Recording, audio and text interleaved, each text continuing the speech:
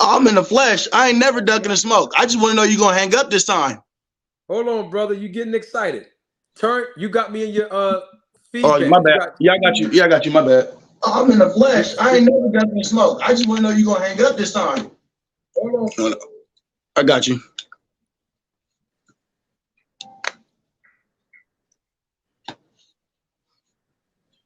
welcome, band up again. What's going What's on, my good? brother? What's good with you, Marty? I'm doing great, sir. How about yourself? I'm good. I'm good. You look like you ready to speak, my brother. The floor is yours. Oh, yeah, I'm open. I just got a question. Why, if PB so got all this money that everybody talking about, now that they coming hard this year, why are they fight? Why are they big fighters have one fight last year? They got the money, right? Why all of them have one fight? Your question is, let me make sure I hear you right. If PBC don't have money or if they do No. have money. So they no they no. So the narrative is that Blue Blood and everybody saying that PBC was saying they was broke and all this stuff. When really, I was watching Blue Blood last year. He was more asking the question, Where's all your fights at?" Pretty much. He wasn't saying, "Oh, you guys are." He didn't say you guys are broke. He said you guys are seeming like you guys are broke. Where's you guys fighters at? And Blue Blood sent to ask the question. If they wasn't so, if they had all the money they said they have, why did all of PBC's fighters, big fighters, only have one fight last year? Band up. I like you, band up. I got respect for you. That's why I let you come on. I'm not trying to be smart when I say this. I'm telling you, people that know me, they know I'm being genuine right now. Blue blood doesn't understand the concept of the business side of boxing. So, and I'm not dissing him. I swear to you, I'm not dissing the brother. What I'm saying is that sounds smart to a person that don't understand. So your question to me, I can answer that in one sentence with no problem. But because you mentioned his name, I'm just showing the viewers that it might sound right. All right, if they got all this money, why they only got one fight? I'm gonna make this very simple.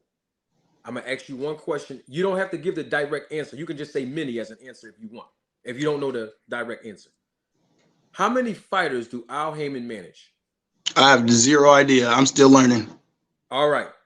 Al Heyman manages probably almost over 100 fighters that he manages. Close to 80 at this point, because about 20 of them retired, they're not fighting no more. So let's just say over 70 fighters that Al Heyman manages and PBC produce them as product to Showtime as a network. All of them can't fight two, three, four times a year. You got different tiers. When I say tiers, I mean levels of fighters, right? So let me give you an example. Let's say, what's the kid's name from Brooklyn? Um, what's his name? Colbert, right? You know who he is? I heard him. Chris Colbert, right? Hmm. We can put Chris Colbert on a card two to three times a year.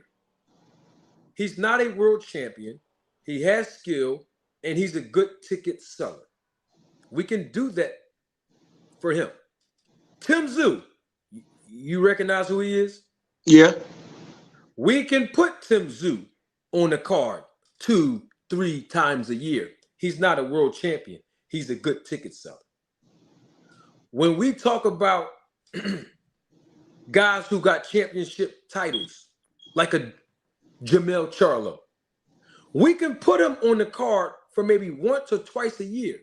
You want to know why? Because our blueprint is about putting them on the card, excuse me, twice when there is a rematch. Because there's certain dates that are available to certain fighters for them to maximize their earning potential. Let me give you an example using Jamel Charlo. When Jamel Charlo fought Castano, right? He fought him twice. When Jamel Charlo fought Tony Harrison, he fought him twice. When Terence Crawford is going to fight Spence, most likely they're going to fight twice. You see where I'm going with this? Let me continue. When Deontay Wilder fought Fury. Yes, they fought 3 times, but they fought a minimum of at least 2 fights. What am I saying? What I'm saying is there's certain dates that's designated to certain fighters based on the demographic. If PBC had Errol Spence fighting 2 times a year, had Tank Davis fighting 2 times a year, had Jermell Charlo fighting 2 times a year, had Deontay Wilder fighting 2 times a year, that's 4 fighters in a 12-month span. You know how much money the promotion company would lose? A lot. Why? Because fans like us who are hard workers, brother, we're not going to pay for 8 straight pay-per-views at $100 a pop. I mean, let's do the math on that. If they're charging between $80 to $100 to see Wilder twice a year, Tank Davis twice a year, Errol Spence twice a year, Jermell Charlo twice a year, you know they fight on pay-per-view is where I'm going with this. Tim Tszyu don't have to fight on pay-per-view, and neither do Chris Colbert. But those 4 fighters I named, they are pay-per-view attractions. You can't have them fighting twice, 3 times a year unless it's in a rematch, because we have to justify charging the fans $80 to $100 per view every time these guys fight. You see my point? I see. Because, let me show you this, right? So let's go back in January.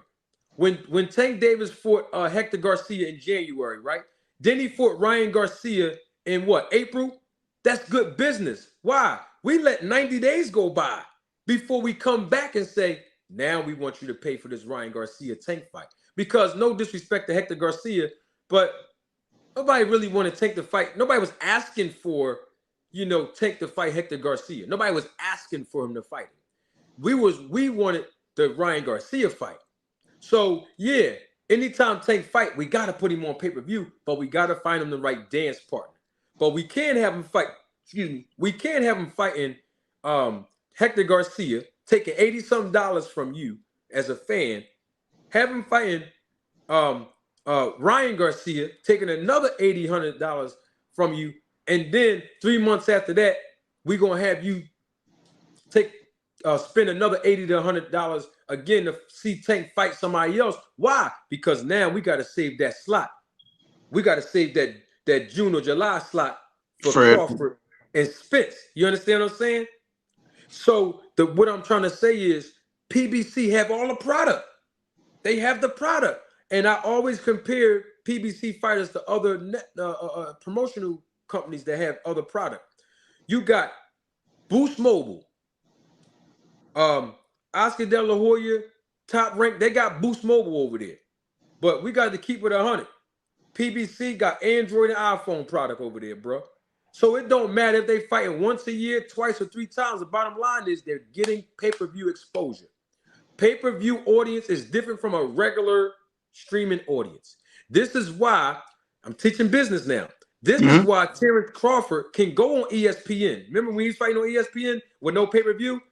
He was getting 1 million views. When he fought Khan, man, he can do 1-point-something million, 2-point-something million views. It's regular ESPN broadcast.